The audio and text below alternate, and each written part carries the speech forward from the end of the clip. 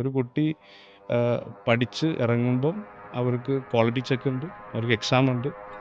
ആ എക്സാം കഴിഞ്ഞാൽ in case ഒരു കുട്ടി ഫെയിലായി കഴിഞ്ഞാൽ അവർക്ക് റീട്രെയിനിങ് കൊടുക്കണം. ആ റീട്രെയിനിങ് കൊടുത്തു കഴിഞ്ഞിട്ട് വീണ്ടും എക്സാമിന് ഇരുത്തും. അതിലും ഫെയിലായി കഴിഞ്ഞാൽ അവർക്ക് പേഴ്സണൽ അറ്റൻഷനും കൊടുത്തിട്ട് വിൽ എൻഷുർ ദാറ്റ് ആ കുട്ടി ക്വാളിഫൈഡ് ആവണം.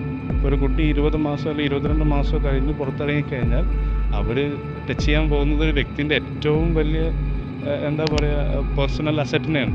ഇപ്പം നമ്മളുടെ ഇപ്പോഴത്തെ ഒരു സ്റ്റേജ് എന്ന് പറയുന്നത് പഠിച്ചിറങ്ങിയ കുട്ടികളെ കൊടുക്കാൻ പറ്റുന്നില്ല എന്നാണ്. അത്രയും നമുക്ക് ഡിമാൻഡുണ്ട്. നമ്മൾ പഠിപ്പിക്കുന്ന രീതി കണ്ടും കേട്ടും ചെയ്തും പഠിക്കണം. നമുക്ക് അവർക്കൊരു വിഷ്വലൈസ് ചെയ്ത് നമുക്ക് പ്രസൻറ്റേഷൻ മോഡലുണ്ടാവും, പ്ലസ് ഒരു ഫാക്കൽറ്റി അവർക്ക് പറഞ്ഞു കൊടുക്കാനുണ്ടാവും.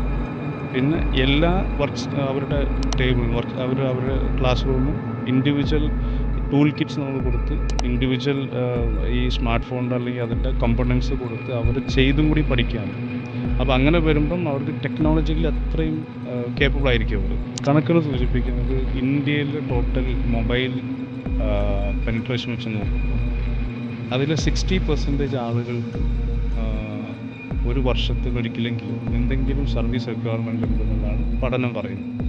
അങ്ങനെ നോക്കുകയാണെന്നുണ്ടെങ്കിൽ ഇന്ന് അറ്റ് പ്രസൻറ്റ് ഇന്ത്യയിൽ 5 ലക്ഷത്തിലധികം ട്രെയിൻഡ് ടെക്നീഷ്യൻസിന് ആവശ്യമുണ്ട്. ഒരു കുട്ടി 17 വയസ്സിൽ നമ്മുടെ അടുത്ത് വരിക, അതുവരെ ആളൊരു യുവാവാണ്, അല്ലെങ്കിൽ ഒരു ഒരു ഒരു ഒരു കുട്ടിയാണ്. യുവാവ് ഒരു കുട്ടിയാണ്.